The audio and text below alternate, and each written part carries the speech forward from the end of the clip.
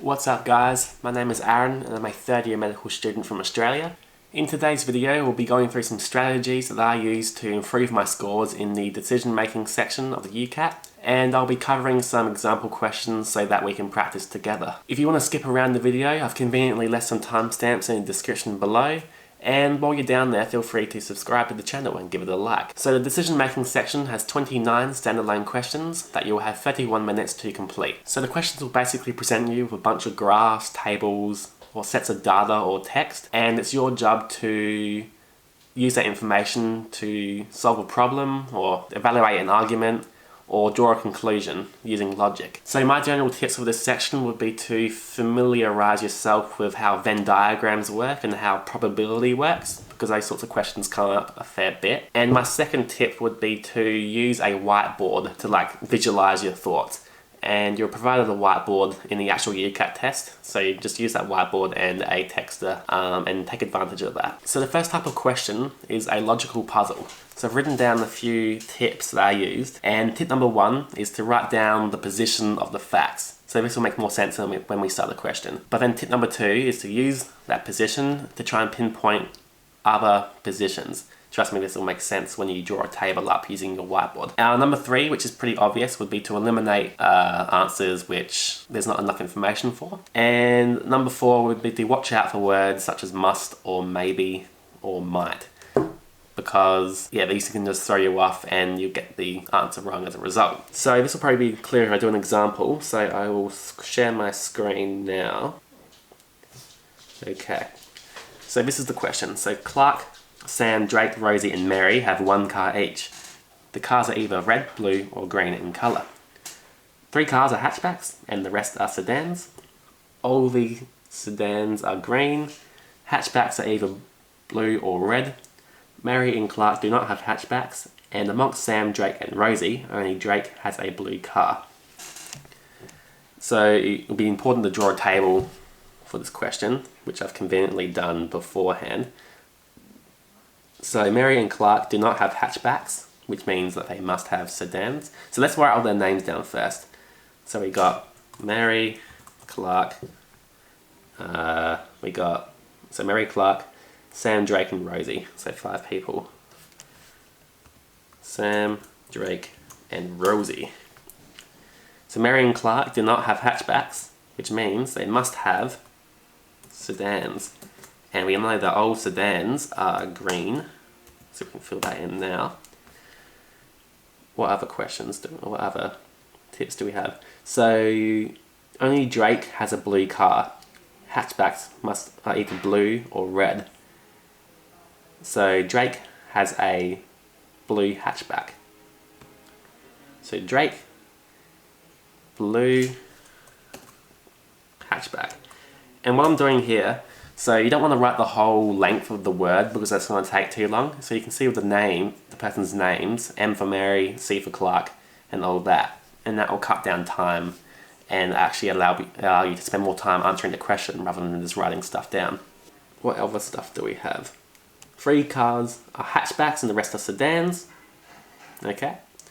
Oh yeah, so there's only 3 people left over, so they can only have hatchbacks because 3 cars are hatchbacks, rest are sedans.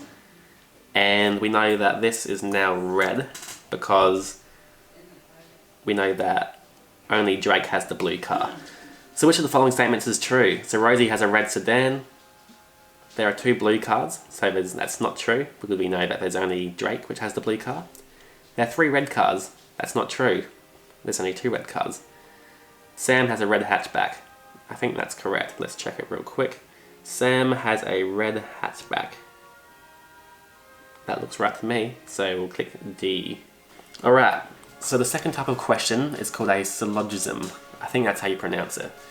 So these questions, basically it's like a drag and drop, and they're worth more than 1 point. They can be worth 2 points. So you can get partial marks if you get it partially correct. So my first step would be to don't freak out when they throw all these made up words at you. They often say that if like a lovely glucose to a schlucken, it's like all these made up words, so just don't freak out. And my second tip would be, it's kind of obvious, but it would be to evaluate each section or each conclusion individually. And number 3 would be to pay attention to the qualifier words. So all, some, only, or none.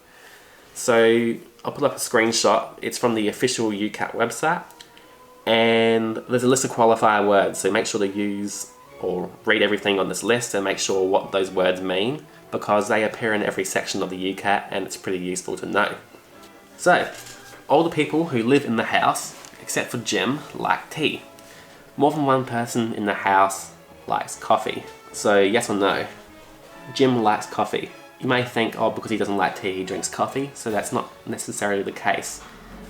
What if he likes? I mean, you can't, maybe he does like coffee, but you can't infer this from the information that we've been given. If a person in the house does not like coffee, they must like tea. Not too sure about this one. I think it's a no. So there's not really any relationship between coffee and tea in this case. So I don't think that's a statement that you can say. So we've got, if a person in the house does not like tea, it must be Jim. Yeah, that makes sense. It says all the people in the house like tea except Jim. So that makes sense. If only 2 people in the house like coffee, one must be Jim. So not necessarily. What if Jim doesn't like coffee? And what if he likes like orange juice or something? So I'm going to say, I mean, you can't really infer that from the passage. Someone in the house likes coffee and tea. Oh, I think this is a yes. So more than one person in the house likes coffee. Okay. So everyone likes tea. Yeah, so someone has to like coffee because more than one person likes coffee. So a third type of question involves drawing conclusions. So what I like to do in this sort of question, so a tip would be to round off numbers to answer the question faster. So some of these questions use like statistics or numbers with decimal places. So for example, if it says like 80.1, it'd be good to just round it down to 80 because often the answer's not that far off and the decimal place is not going to do that much. A second tip would be to don't judge the strength of a conclusion based on how plausible it is, because this is bringing in information from outside and you can only use the information that is presented within the text. So make sure that you don't overstep. Okay, so brewed coffee contains caffeine, volatile substances and organic acids. Volatile substances lend a distinct aromatic flavour to coffee. Organic acids lead to a bitter taste to coffee. And this shows the relationship between extraction time and the amount extracted for these 3 components. Coffee brew extracted at 4 minutes is the least flavourful. So we've got these 2 flavours here. Volatile substances, organic acids. 4 minutes is basically the peak for volatile substances, which is the distinct aromatic flavour. So least flavourful, I don't think you can infer that. So amongst the 3 components, caffeine is the quickest to dissolve in water. It kind of looks that way. The caffeine has a massive spike early on, and then it drops off straight away. But then again, it's about extraction, not dissolution. I'm going to say yes though. I mean, sometimes you can get these wrong and sometimes they're a little bit difficult, but what can you do? Someone who prefers bitter coffee should brew it for at least 7 minutes. So we know that bitterness is tied to the organic acids. So organic acid is the thick line, 7 minutes is here. Yeah, it'll be pretty bitter at 7 minutes. So we'll say yes. For a perfectly aromatic cup of coffee, the powder should be ground finely.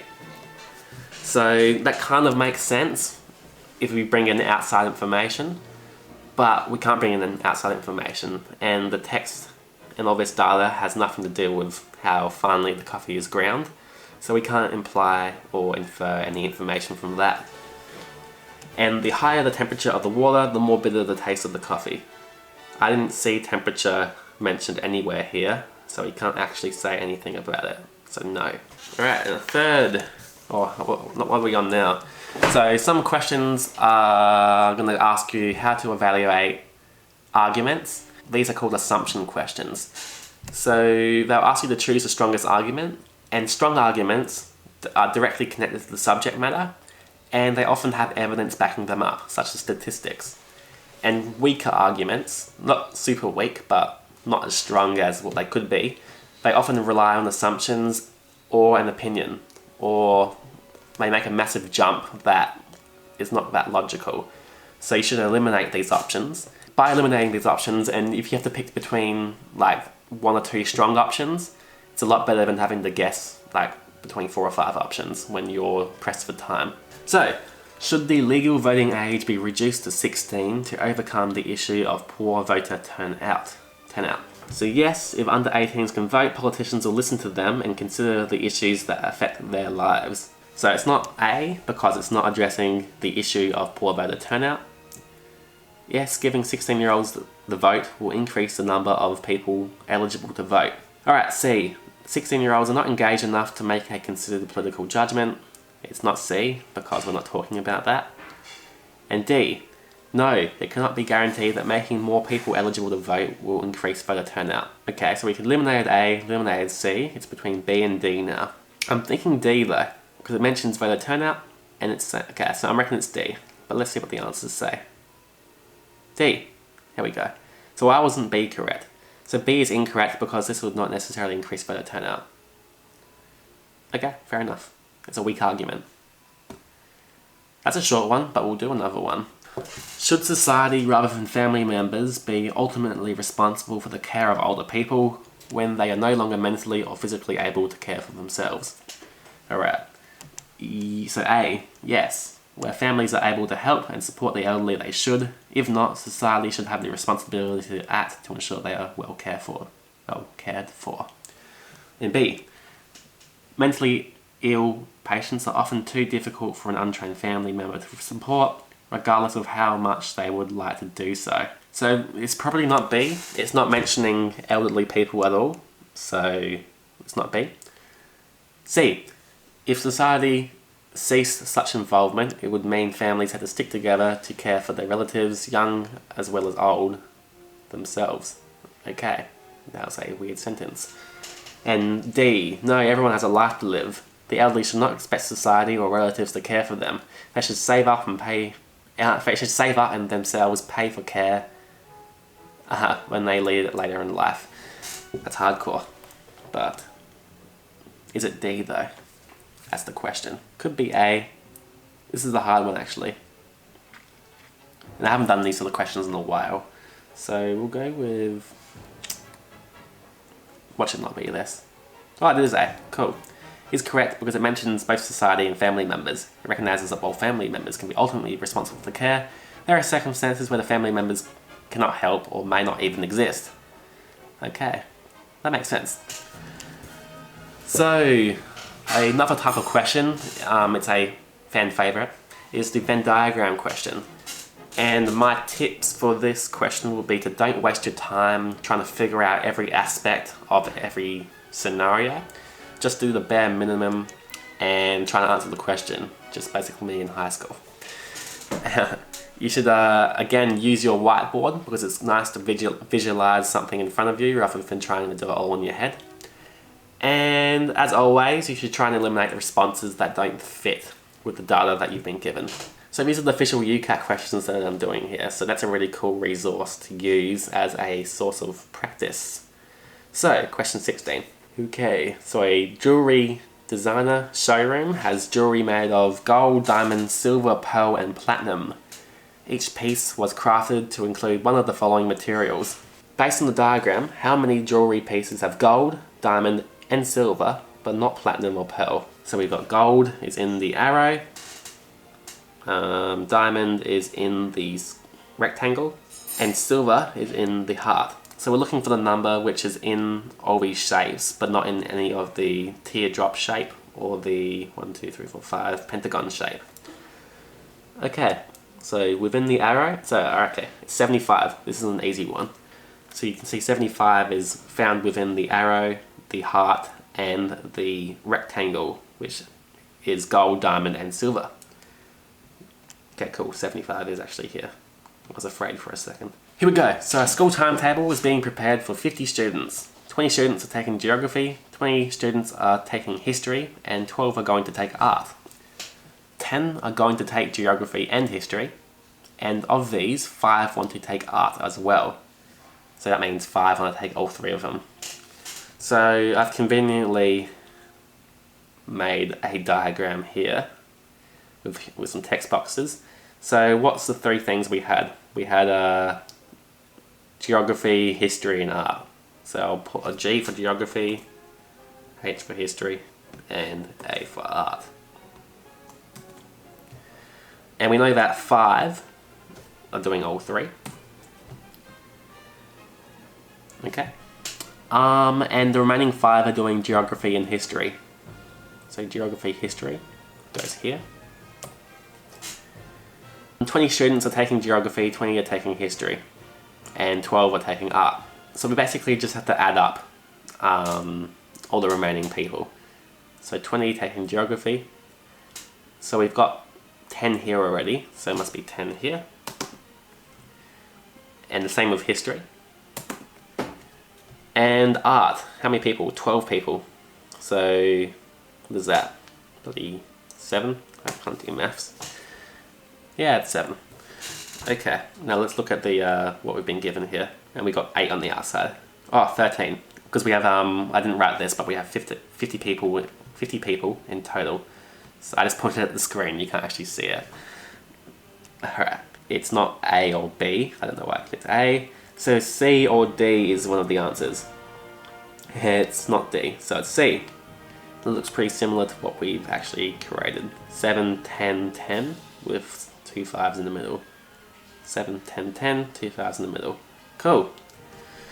Alright, and the final type of question is the probability and statistical reasoning question. And my only tip for this would be to revise how probability works, because there's some calculations that you'll need to know.